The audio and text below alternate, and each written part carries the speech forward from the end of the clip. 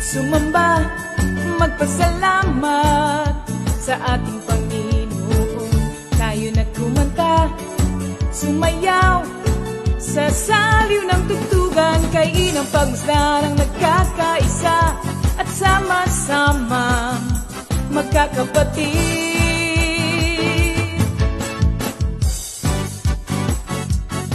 Tayo na sumamba, kumanta, tayo na sumamba, sumayaw kay Jesus. Tayo na at sumamba, magpasalamat sa ating Panginoon. Tayo na kumanta, sumayaw sa saliw ng tugtugan, kay inang pagmasdan ang nagkakaisa at sama-sama magkakapatid. Kay Jesus ang iyong problema, magdasal, maghintay, magtiwala. Sa oras ng pangangailangan, si Jesus ang katugunan. Si Jesus ang ating Panginoon, kailanman di kanya iiwan. Si Jesus ang ating Panginoon, kasama sa lahat ng oras. Papuri at pasasalamat tanging sa'yo, alay. Tanging sa'yo, alay.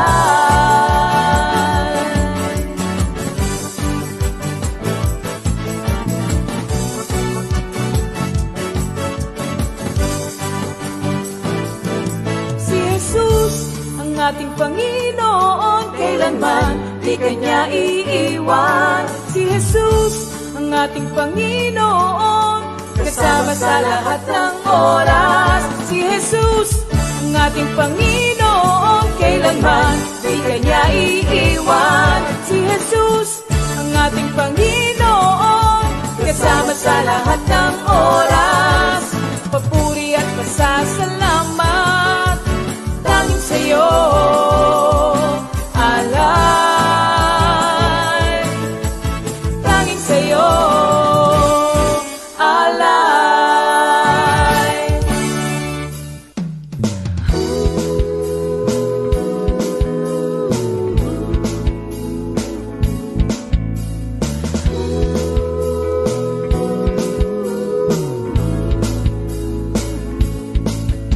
Pinagpalang buhay ang kaloob ng Diyos sa lahat ng tao.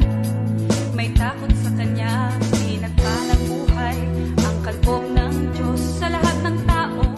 Yes, good evening once again, brothers and sisters. Welcome to our midweek Bible study.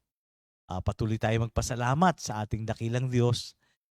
Patuloy niyang pagkakalob sa atin ang pagkakataon na makarinig ng kanyang magandang balita. Ang magandang balita, mabuting balita. Amen. But before anything else, tayo muna po'y sama-samang manalangin para pagkalooban tayo ng gabay sa gabing ito. Hallelujah. Purihin ka o katas-taasang Diyos Ama sa langit. Purihin ang ngalan mo. Ama, sa gabing ito, unay pasasalamat sa iyong dakilang katapatan sa amin. Na patuloy at walang sawang pinagkakalooban mo kami ng pagkakataon na makarinig mula sa iyo. Ama, tonight we ask for your double portion of your anointing to be upon our brothers and sisters na gagamitin mo sa pagpapahayag ng iyong salita.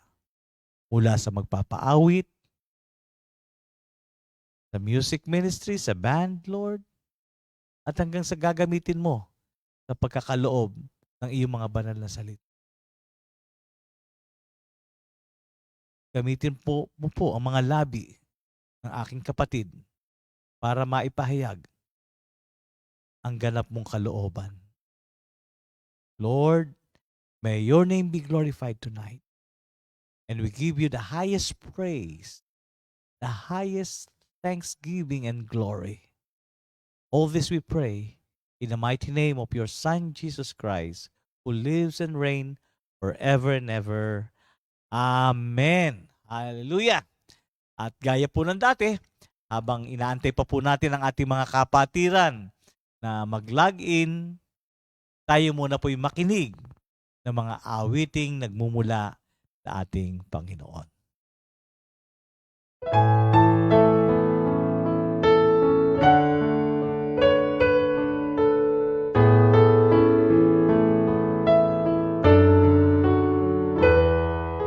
Maglilingkod ako sa iyo, turuan mo ang puso ko, tumalima at makinig sa iyo, sa utos mo.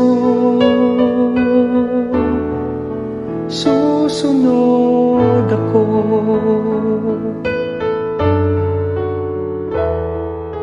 Hubugin mo ang isip ko, pati na rin ang kalooban ko. Lahat ng hawak ko, lahat ng kaya ko, gamitin mo. Maglilingkod ako.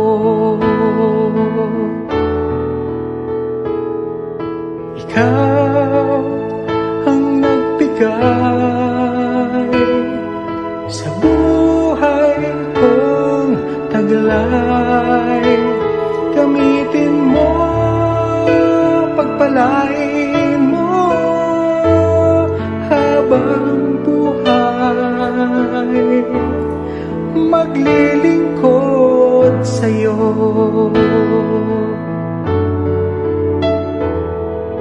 Akayin mo ang isip ko patungo sa ninanais mo sa buhay ko, mula sa puso ko, tanggapin mo,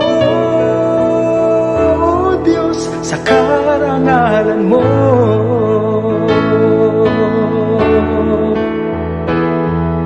Ikaw ang nagbigay sa buhay kong taglay. Gamitin mo, pagpalain mo habang buhay. Maglilingkod sa'yo.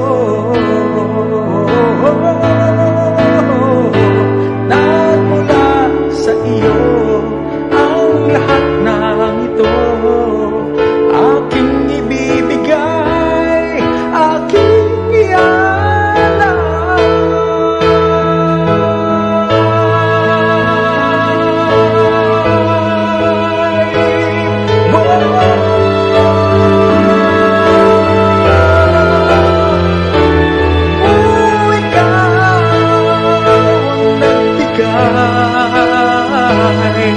Sa buhay kong taglay, gamitin mo, pagpalain mo habang buhay. Maglilingkod sa'yo.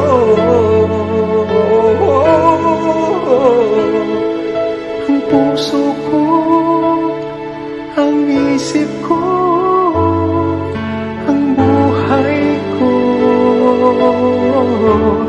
maglilingkod sa'yo.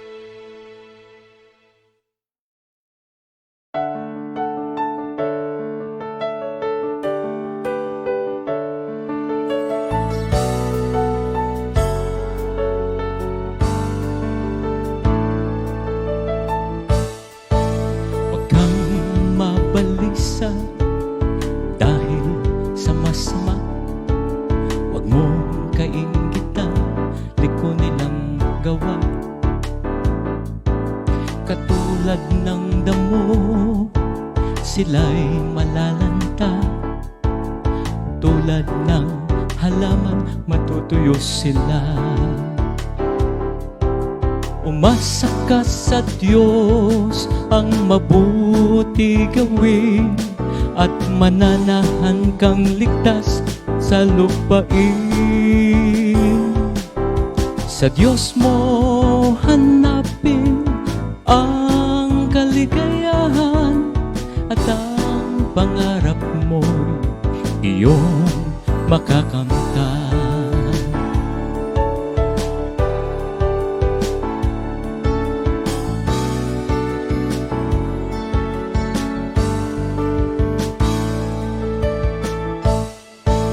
Huwag kang mabalisa dahil sa masama.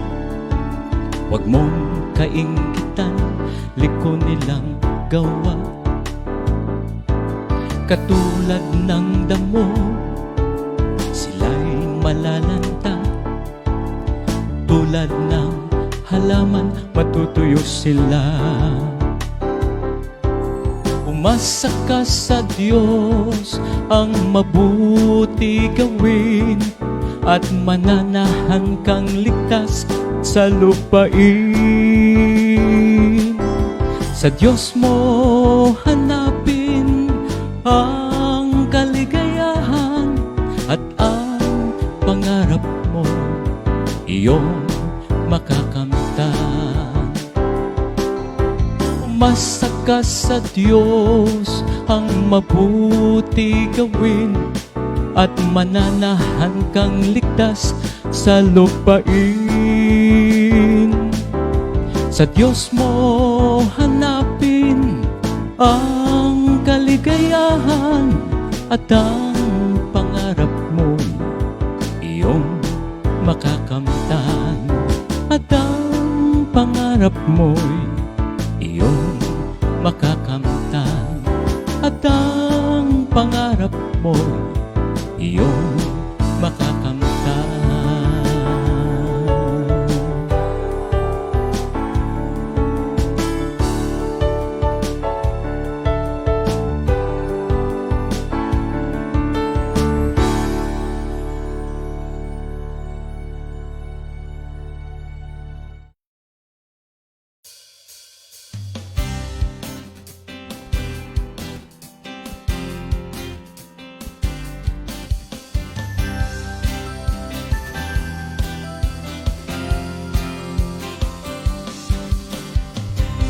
Ako'y iyong hinanap, ako'y iyong natagpuan, ako'y iyong niyakap, ako'y iyong hinagan. Higit pa sa sapat, binigay mo ang lahat, kaya ako ay magpupuri. Papuri, luwalhati sa'yo ibibigay. Aking hininga, aking buhay sa'yo iaalay. Magunaw man ang mundo, magtitiwala sa'yo, at habang buhay magpupuri. Ako'y iyong hinanap, ako'y iyong natagpuan, ako'y iyong niyakap, ako'y iyong hinagan. Higit pa sa sapat, binigay mo ang lahat, kaya ako ay magpupuri. Papuri, luwalhati sa'yo ibibigay. Aking hininga, aking buhay sa'yo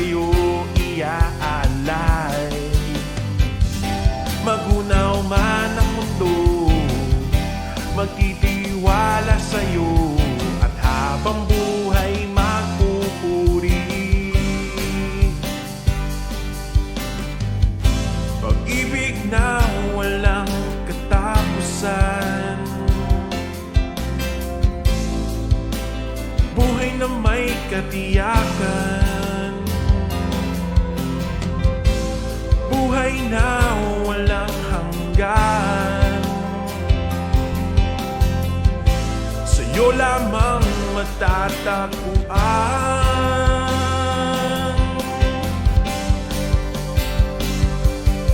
Papuri, luwalhati sa'yo ibibigay. Aking hininga, aking buhay sa'yo iaalay. Magunaw man ang mundo, magtitiwala sa'yo, at habang buhay magpupuri.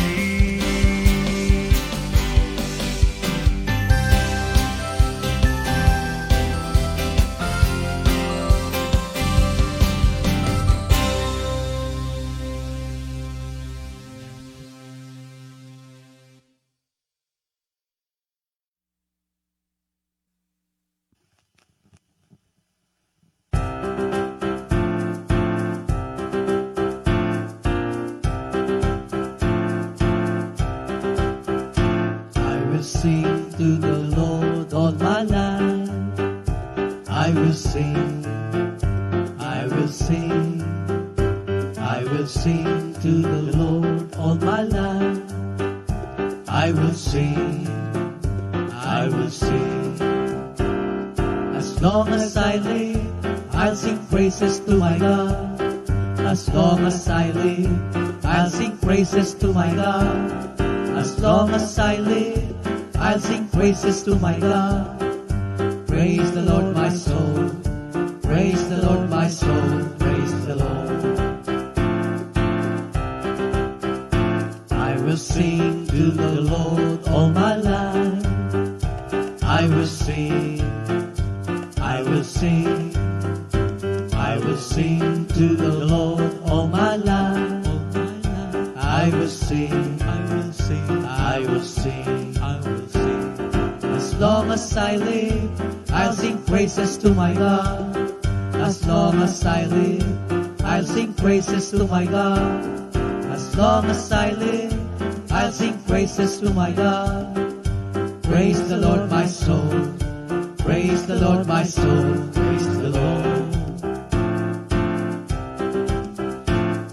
Awitan ko si Yahweh, palagi kong aawitan. Siya'y pupurihin habang nabubuhay. Awit sa puso ko, O Diyos kalugdan. Habang inaawit, papuri sa may kapal. Awitan ko si Yahweh, palagi kong aawitan. Siya'y pupurihin habang nabubuhay. Awit sa puso ko, O Diyos kalugdan. Habang inaawit, papuri sa may kapal. Purihin si Yahweh, purihin mo kaluluwa. Purihin ang Panginoon, purihin nga siya. Purihin si Yahweh, purihin mo kaluluwa. Purihin ang Panginoon, purihin nga siya. Purihin ang Panginoon, purihin nga siya. Purihin ang Panginoon, purihin nga siya.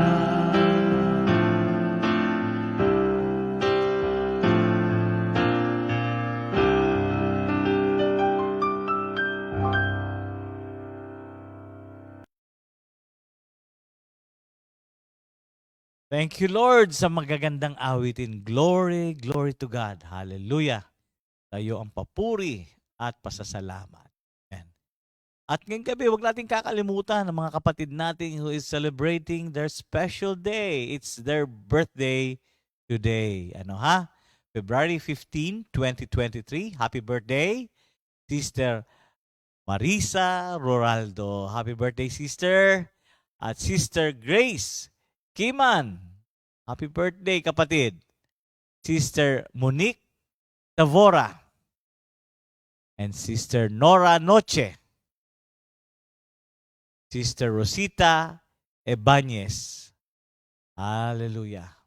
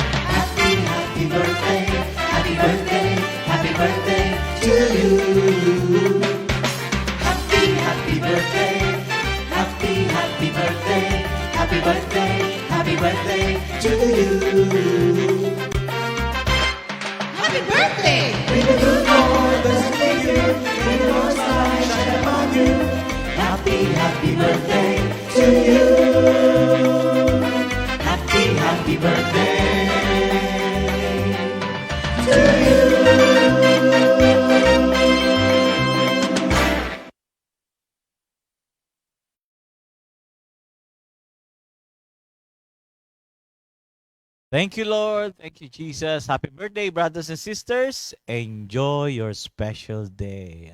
Huh? Then tonight, let's prepare ourselves. Yung ating mga kasama sa bahay, atin ang tawagin upang sabay-sabay tayong magpuri sa ating Panginoong Diyos through songs. Ano ha? Let's call on the Comfy Music Ministry.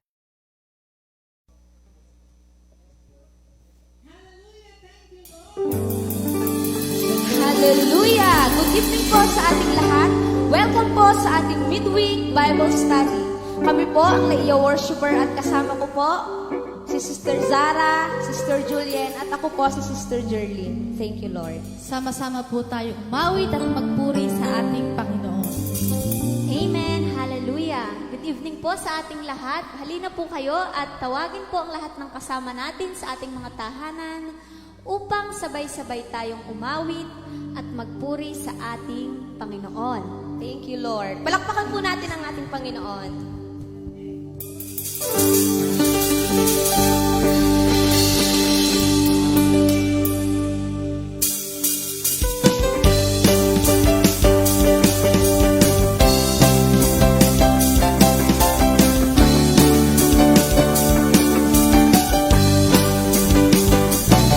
Mahal ko ang Panginoon, pagkat ako'y dinirinig niya ako sa dalangin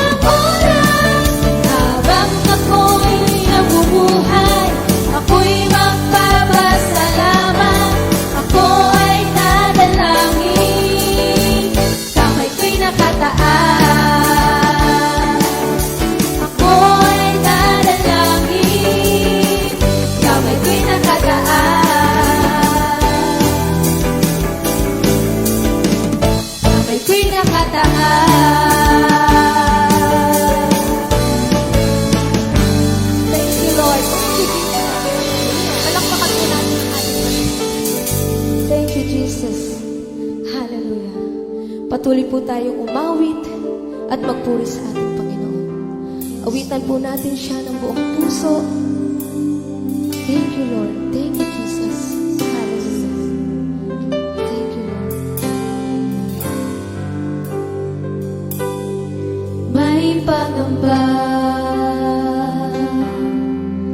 pero di aayaw. May pag-aba, pero di susuko. Pagkat alam kong nariyan ka, pag-alalay nawawala. O Panginoong Jesus, dakila ka.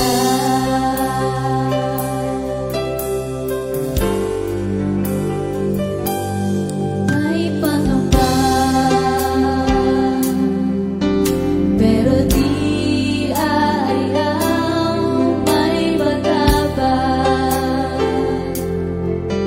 pero di susuko. Pagkat alam kong nariyan ka, pag-alalay nawawala. O Panginoong Jesus, dakila ka.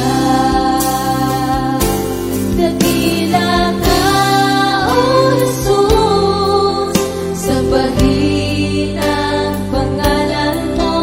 Kabuti ay ihahayag sa buong mundo. Wala nang hahanapin pa, tanging sa'yo lamang umaasa. O Jesus, sambahin ka.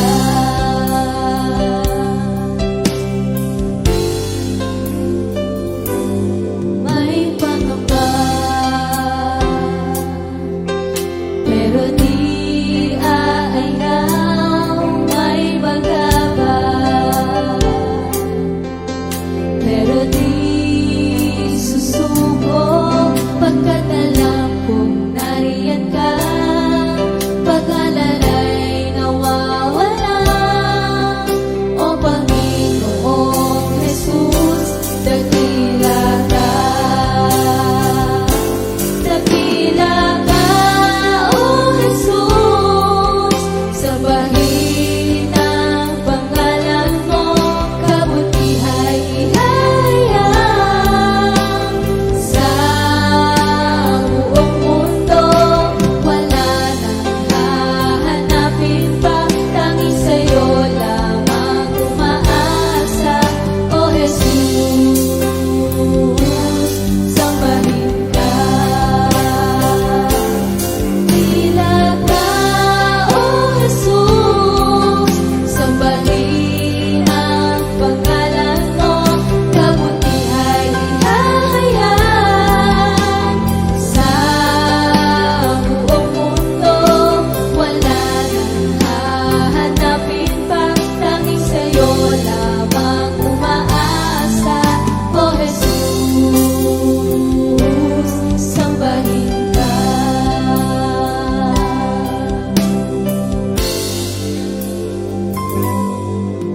Pupurihin kita ng buong puso ko, ng buong lakas at kaluluwa ko. Itataas ang banal na ngalan mo, ngayon at magpakailan pa. Ihahayag ko kabutihan mo, Jesus.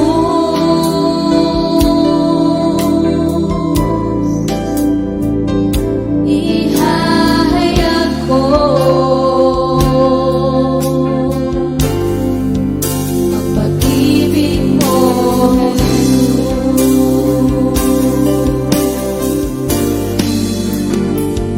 Kailanman di ka nagkulang,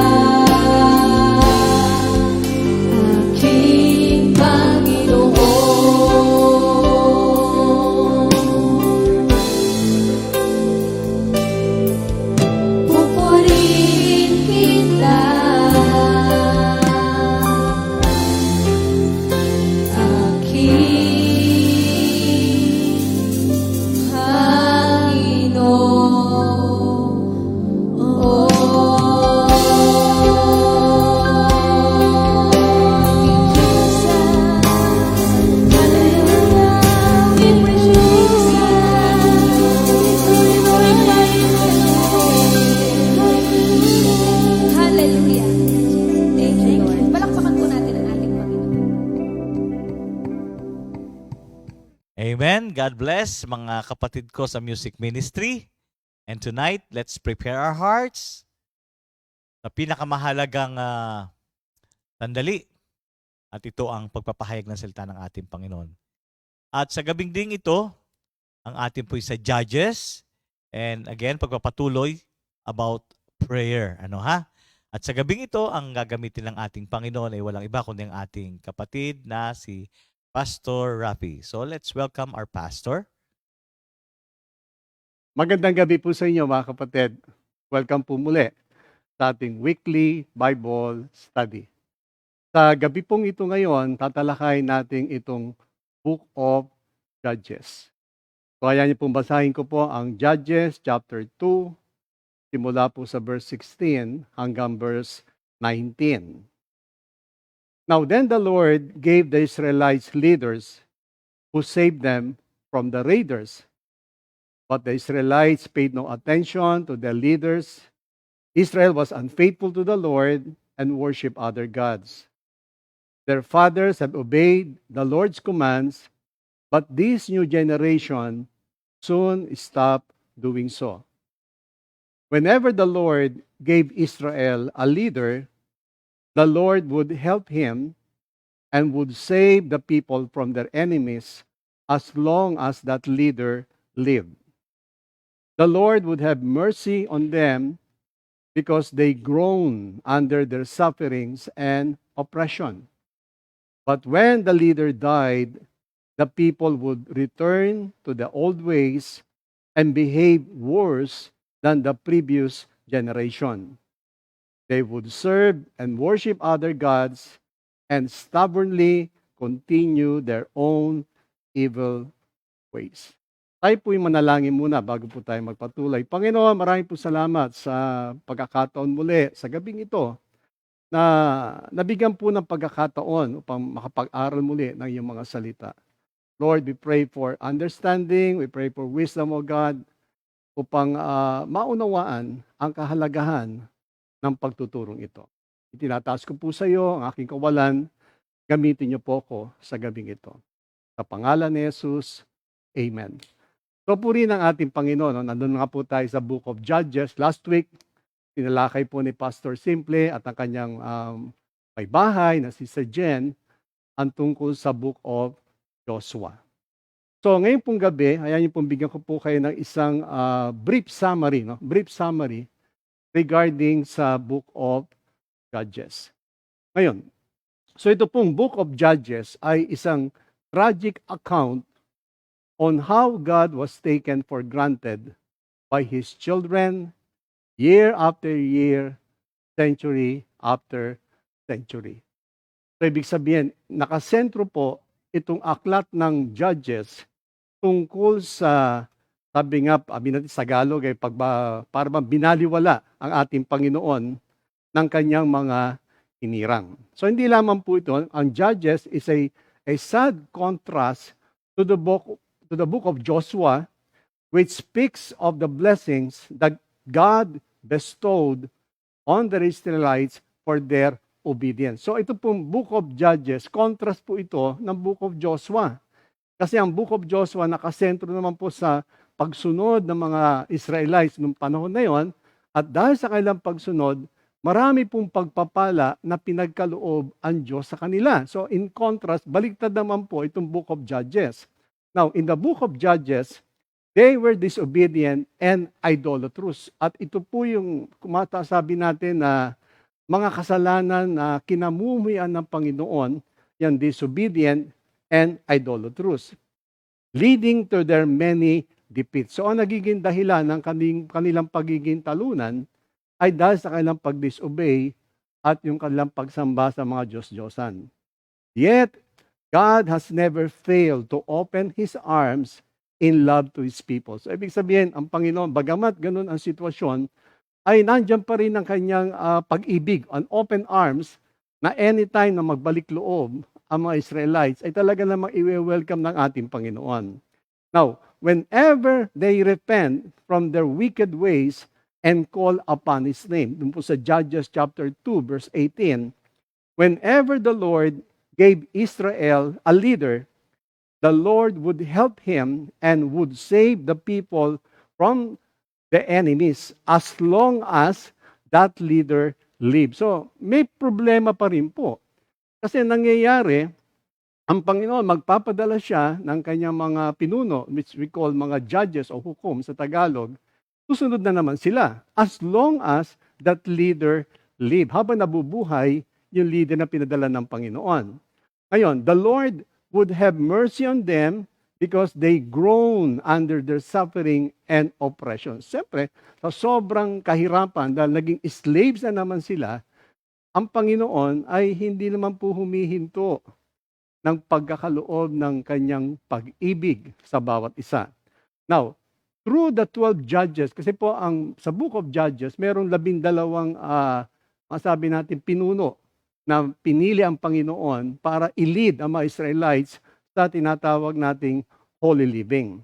So through the 12 judges of Israel, ang ating Panginoon honored His promise to Abraham to protect and bless his offspring. So, bumabalik ang Panginoon doon sa pangako na kanyang binitiwan kay Abraham sa Genesis chapter 12, verses 2 and 3. So, ayan, basahin ko po. I will give you many descendants, and they will become a great nation. I will bless you and make your name famous, so that you will be a blessing. I will bless those who bless you, but I will curse those who curse you, and through you I will bless all the nations. Napakagandang pangako na binitiwan ng Panginoon kay Abraham together do sa mga next generation. Ito po ang pangako ng Panginoon. Pero after the death of Joshua, nung namatay na po si Joshua and the leaders, the Israelites returned to serving Baal and Astorath. So, kung isipin natin, parang cycle po ang nangyayari na hindi na nakaalis ang mga Israelites sa cycle of sin na sila ay binless ni Lord, nakalimutan na naman ng Panginoon, they rebelled against, of course, ang Panginoon, itinuwid na naman sila, bumalik sila. It's only a cycle na nangyayari. And, so nangyari ngayon po, God allowed the Israelites to suffer the consequences of worshiping false God. So dahil sa nangyaring yun, ang Panginoon, pinahintulutan. So in the word is pinahintulutan ng Panginoon na maging slaves na naman sila.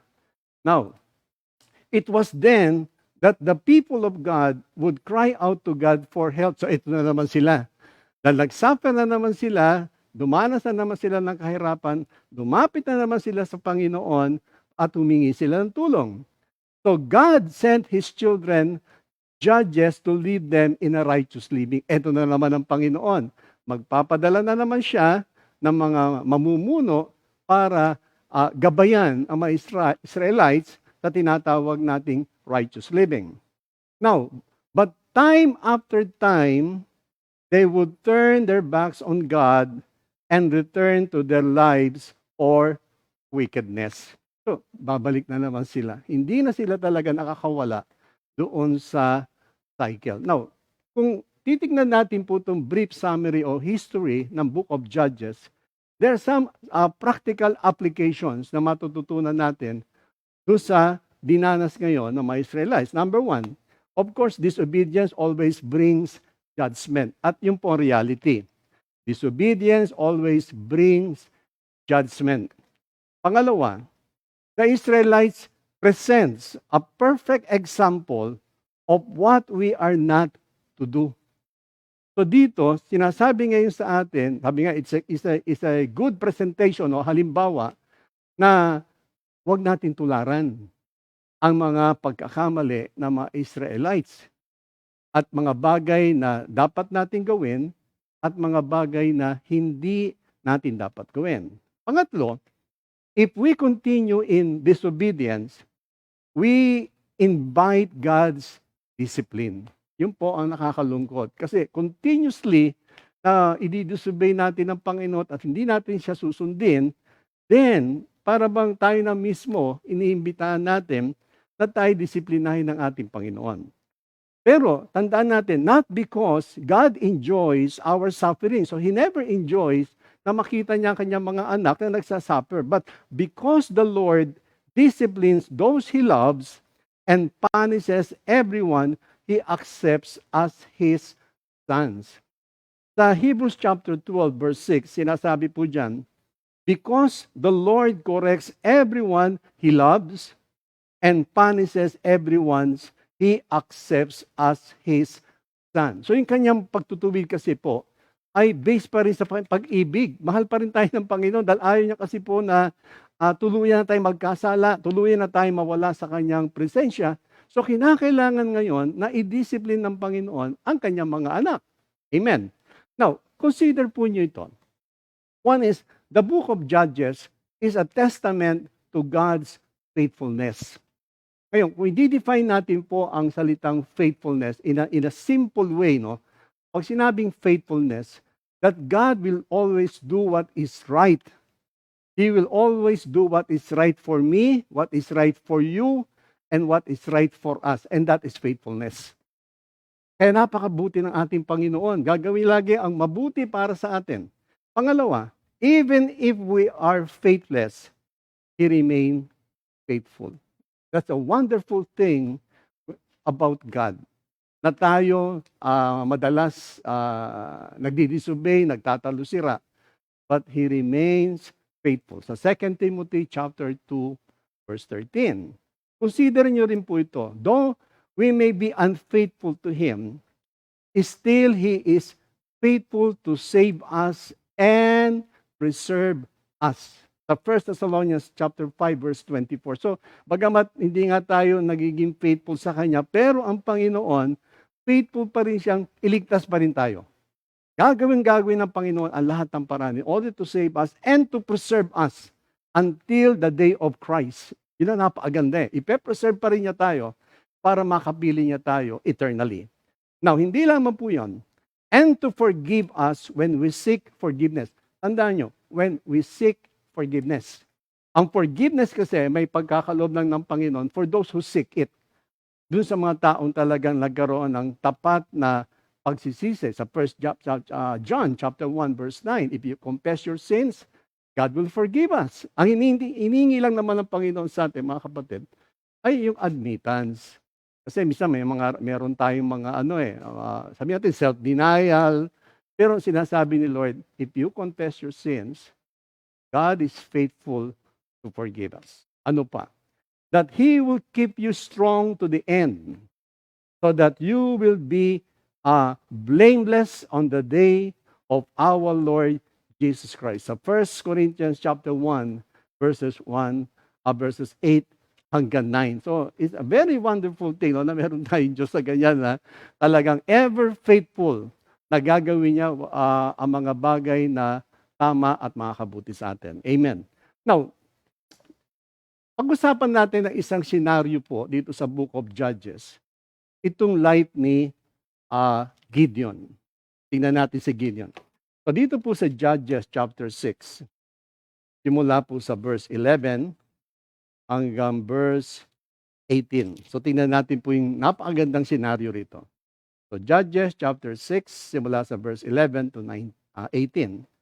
Now, then the Lord's angel came to the village of Ophrah and sat under the oak tree that belonged to Joas, a man of the clan of Abiezer. His son Gideon was threshing some wheat secretly in a wine press so that the Midianites would not see him. The Lord's angel appeared to him there and said, "The Lord is with you, brave and mighty men." Gideon said to him, "If I may ask, sir, why has all this happened to us if the Lord is with us? What happened to all the wonderful things that our father told us the Lord used to do? How He brought them out of Egypt? The Lord has abandoned us and led us to the mercy of the Midianites." Then the Lord ordered him, "Go with all your great strength and rescue Israel from the Midianites. I myself sending you." Sa verse 15, Gideon replied, "But Lord, how can I rescue Israel? My clan is the weakest in the tribe of Manasseh, and I am the least important member of my family." The Lord answered, yes, you can do it because I will help you. We will cross the Midianites as easily as if they were only one man. Gideon replied, if you are pleased with me, give me some proof that you are really the Lord. Please do not leave until I bring you an offering of food. He said, I will stay until you come back. Thank you, Lord. So, purihin ang Panginoon. So, napakagandang senaryo po nito sa Book of Judges na makikita natin yung pag-uusap dito ni Gideon at ng ating Panginoon, yung panalangin ni Gideon. Now, unang-una po, nakakatawag ng pansin dito, ay si Gideon didn't see himself as anyone great, but as the least of men. Yun ang sabi niya eh. Sabi niya na, sino ako? Mahina ako. Ako yung pinakamahina sa lahat. So yung kagad na sinasabi niya sa Panginoon. But, sabi nga niya doon sa verse 15, no? Sa chapter 6, verse 15. But Lord, Gideon asked, how can I save Israel? My clan is the weakest in Manasseh, and I am the least in my family. So it's an honest, no? Honest naman dito si Gideon. But God, however, saw him as a great warrior. Ang tingin ng Panginoon, si Gideon is a great warrior. Doon sa chapter 6, verse 12, sinasabi po doon, when the angel of the Lord appeared to Gideon, he said, the Lord is with you, mighty warrior. So sinasabi ng Panginoon, Gideon, kasama mo ako, kapiling mo ako, para lamang isabihin sa kanya na hindi ka dapat matakot. Then, pagkatapos mo noon, therefore, when God told him that he was a valiant warrior, it wasn't a flattery. Ibig sabihin, hindi sa binibiro ng Panginoon. Kasi minsan, di ba tayo, sabihin natin isang bagay pero hindi naman totoo. Pero this time, na sinabi ni Lord na he was a mighty warrior, hindi po flattery, kundi yun ang katotohanan. God was telling him who he really was and what he was called to do. So, sinasabi na ng Panginoon, yung katotohanan na, Gideon, you are a mighty warrior, for God knows everything. Ang Psalms 139, magpuprove po sa atin yan, na God's complete knowledge and care. So yun ang sinabi ni Lord sa kanya. Now, tapos sinasabi rin ni Lord sa kanya, and what he was called to do. Merong ipagagawa ang Diyos, partikular na gagawin si Gideon sa history ng Israelites. But Gideon started asking God some very honest questions. So here comes Gideon na naman. Magtatanong na naman sa kanya, but it is an honest question. Now, the first question niya, if the Lord is with us, why are we under such oppression? Why hasn't He delivered us? So tinatanong niya po ito. Then how can I deliver the people? I am so young and with very little influence over the people. So, nagiging honest naman po si Gideon na sino nga ba nan siya. But Gideon, alam niyo po, yung tinatanong niya na bakit sila dumaranas ng ganong oppression, bakit sila natatalo. So hindi nalalaman ni Gideon, so he was questioning God about the problems he and his nation face. So ito ngayon siya, dahil umaharap sila na bakit ganito natatalo kami. And about God's apparent lack of help. Well, hindi nga ba sila tutulungan ng Panginoon? Ano ba ang dahilan?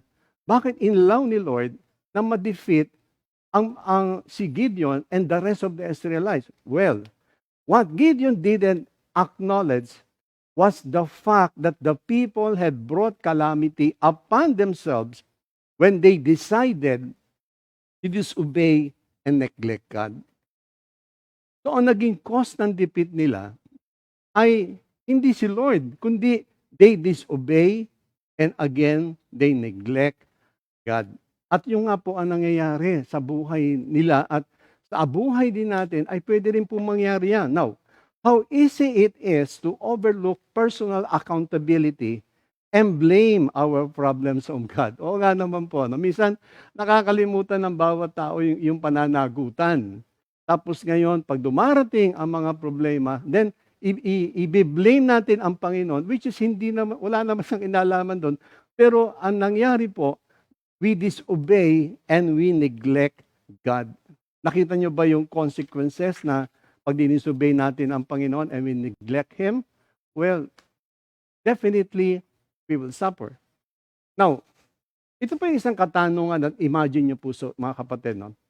What life would look like if we will obey God? Ano kaya magiging buhay, no? Kung susundin natin ang Panginoon. And what life would look like if we will disobey God?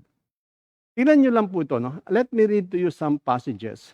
Dito sa Book of Deuteronomy, sa chapter 28. Ito po kasi yung aklat na sinasabi kung ano yung mangyayari once you disobey God. Okay, sa chapter 28 po, basahin ko lang yung portion, no? Doon sa chapter 28 na when the blessings of obedience. So, ang sabi po rito sa verse 1 ng chapter 28, if you obey the Lord your God and faithfully keep all His commands that I am giving you today, He will make you greater than other nations on earth. Obey the Lord your God and all these blessings will be yours. Just imagine, all these blessings will be yours. Sa verse 3, the Lord will bless your towns and your fields. The Lord will bless you with many children, with abundant crops, and with many cattle and sheep. The Lord will bless your grain, crops, and the food you prepare from them. The Lord will bless everything you do. Verse 7, the Lord will defeat your enemies when they attack you. They will attack from one direction, but they will run from you in all directions. Sa verse 9, verse 8, the Lord your God will bless your work and fill your barns with grains. He will bless you in the land that He is giving you. Just imagine po itong maraming blessing if we will obey God. But if we will disobey God and we choose to disobey God, dito po sa verse 15, no, the consequences of disobedience. But if you disobey the Lord your God and do not faithfully keep all His commands and laws that I am giving you today, all these evil things will happen to you. Hindi ko na po itutuloy dahil alam niyo mga kapatid, pag binasa niyo po yun, just imagine, sinasabi niya na if we will disobey Him, sabi niya, all these evil things will happen to you. Kaya nga, nasa atin na choice eh. Binigay na sa atin ng Panginoon, no, ang lahat ng opportunity to be blessed, pero maraming tao, they rather disobey God at the same time i-reject ang ating Panginoon. Nakakalungkot po, mga kapatid, na nangyari ito sa Judges. Now, when problem comes, the first place to look, ito po mahalaga eh. So kapag dumating ang isang problema, no, when problem comes, the first place to look is within, sa atin. Huwag natin tignan yung paligid. Sa Psalms 139, verse 23 and 24, sabi rito, search me, O God, and know my heart. Test me and know my anxious thoughts. See if there is any offensive way in me, and lead me in the way of everlasting. So, ang first action, magpa-search po tayo. Again, dito nga sa Psalms 139, sinabi niya, search me, O God. Huwag nating i-blame sa ibang tao kung ano man nangyayari sa atin. Kaya sinasabi natin, when problem comes, the first place to look is within. Tingnan natin, baka meron tayong nagawa na na-offend ang ating Panginoon, kaya pinahintulutan niya na mag-suffer tayo. So, our first action should be confession to God. So, after searching, tinignan natin ang ating sarili at may nagawa ka. The second step now is you confess to God your sins, our sins. Kung may kasalanan man, admit it before God. That may have, siya nag-create ng problema. Madali naman ma-identify, mga kapatid eh.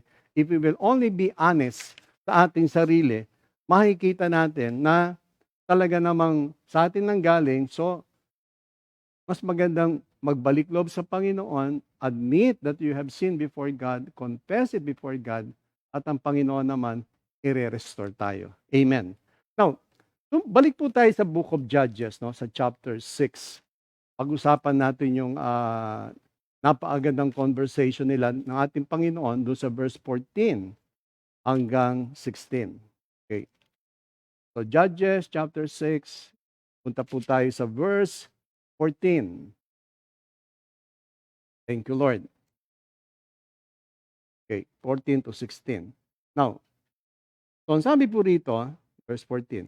Then the Lord ordered him, go with all your great strength and rescue Israel from the Midianites. I myself am sending you. Verse 15. Gideon replied, but Lord, how can I rescue Israel? My clan is the weakest in the tribe of Manasseh, and I am the least important members of my family. Verse 16. The Lord answered, you can do it because I will help you. You will crush the Midianites as easily as if they were only one man. So, ang sinasabi ng Panginoon kay Gideon, I will be with you. Now, let me ask you this question. Where God is in your life? Nasaan nga ba ang Panginoon sa buhay nating lahat? Sabay nasa sentro? Baka naman nasa labas na o baka wala na siya eh. Tayo lang naman po nakakaalam. Where God is in your life? What makes you feel He is a distant? Ano ba yung ano yung nararamdaman mo o pakiramdam mo para napakalayo ng Diyos? Hindi lamang yon. Sometimes you feel Him and sometimes you're not. Para bang, minsan alam mo, nandyan siya, minsan wala. Pero alam niyo po pa, many people miss this opportunity. Opportunity that God is everywhere. Sinasabi ng Panginoon, I'm a God who is everywhere. Jeremiah 23 verse 23.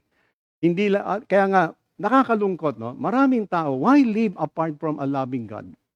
Ba't ka ba mamuhay na malayo sa isang loving God, a God who knows everything about us, Psalms 139, who knows our future, Jeremiah 29 verse 11, a God who owns everything sa Psalms 24 verse 1. Bakit nga ba, no? Bakit nga ba mas pinipili ng taong mamuhay na malayo sa Diyos or mas pinipili lang i-disobey at the same time i-disregard ang Panginoon. Samantalang nasa Kanya lahat ang mga buting bagay na kailangan natin. Now, sa Psalms 23, no, verses 1 to 4, napakaganda nitong sinasabi ni David, no, in relation sa ating pinag-uusapan. Psalms 23, verse 1 to 4. Kaya niyo basahin ko po to. The Lord is my shepherd, I have everything I need. He lets me rest in fields of green grass and leads me to quiet pools of fresh water. He gives me new strength. He guides me in the right paths as He has promised. Even if I go through the deepest darkness, I will not be afraid, Lord, for you are with me. Napakagandang declaration ni David that even if I go to the deepest darkness, I will not be afraid, Lord, for you are with me. Ngayon, may mga ilang ebidensya o sabi natin palatandaan na talagang we are fully aware of God's presence. Talagang nandun tayo. Well, number one is, do you continually think about God o lagi ba siya nasa kaisipan mo? Kapatid, sabay palagian na ating naaalala o minsan lang natin naaalala ang Panginoon, mga kapatid. Kasi pag palagi mo siyang naaalala, it proves that you're aware of God's presence. Dahil sa naalala mo siya. Pangalawa, we are continually asking for God's guidance. So if you seek guidance for God sa ating Panginoon, then you are aware that He is present. Hindi lamang po yun. We have placed in place of the midst of the storm, meron kang calmness, meron kang kapayapaan. Because you believe, or we believe, that God is, andyan lang siya. Hindi lamang yon na meron ka bang hunger sa puso mo when it comes to the Word of God? Gano'n po ang ating desire to hear from Him, to read the Bible, to receive a message from God. Kasi yun po magpapatunay na we are fully aware of His presence. Hindi lamang yon. We ask every decision through His will. Na, Lord, ito ba ang will mo? Ito ba ang kalooban mo, Panginoon? Ito po ba ang gusto mo sa buhay ko? If that is our prayer, then you are aware of God's presence. Hindi lamang yon. Hindi lang every decision. Our worship is more real and rewarding. So, ibig sabihin, kung talagang ikaw ay fully aware of God's presence, when you start worshiping God, when you start praising God, nagiging buhay, totoo. Kasi alam mo, you are aware that the presence of God is with you. Kaya nga, no, mga kapatid, gaya sa nangyari sa mga Israelites sa Book of Judges, maari na hindi sila fully aware, hindi sila talaga satisfied that the Lord is with them. Kaya nangyayari sa kanila, continuously, they sin against sin after sin. Isa siyang cycle, continuously disobeying and disregarding God. Sa 1 Corinthians chapter 10, ito po yung aking last scripture, aking closing. 1 Corinthians chapter 10. Napakaganda po na sinabi rito ni Paul. Okay, simulan ko po rito sa verse 11. Simulan ko na po rito sa verse 9. No? 1 Corinthians chapter 10, verse 9. We must not put the Lord to the test as some of them did. And when they were killed by snakes, we must not complain as some of them did. And they were destroyed by the angel of death. All these things happened to them as examples for others, and they were written down as a warning for us. For we live at a time when the end is about to come. Sa verse 12, whoever thinks he is standing firm, had better be careful that he does not fall. So, binigyan tayo ng Panginoon ng isang napakagandang halimbawa for us na hindi natin tularan. Mga bagay na dapat na pinagagawa niya sa atin, asya natin gawin. At bigyan tayo ng Panginoon ng pusong masunurin. Pusong masunurin na anuman ang sabihin ng Panginoon sa atin ay ating gagawin by His grace. Kaya mga kapatid, maraming pong salamat sa inyong lahat sa gabing ito. And I pray that God will give us a heart that obeys Him. Magandang gabi po. Maraming salamat. 2 Timothy 2:2. Hallelujah.